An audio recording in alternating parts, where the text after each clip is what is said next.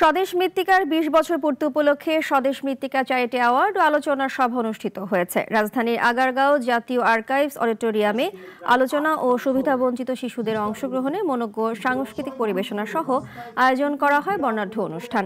প্রধান অতিথি ছিলেন শিক্ষা অনুরাগী ও সমাজসেবক এহসানুল হক সেতু।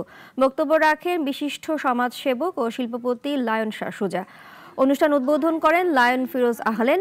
বিশেষ আলোচক হিসেবে বক্তব্য রাখেন জনাব আক্তারুন বাবুল। মূল প্রবন্ধ উপস্থাপন করেন নিরাপদ ডেভেলপমেন্ট ফাউন্ডেশনের চেয়ারম্যান ইবনুল সাইদ রানা। তারপরে আমি আহ্বান জানাবো, ধন্যবাদ সবাইকে। আগামীতে আরো ভালো কিছু করার প্রত্যাশা আমাদের রয়েছে এবং করবে ইনশাল্লাহ।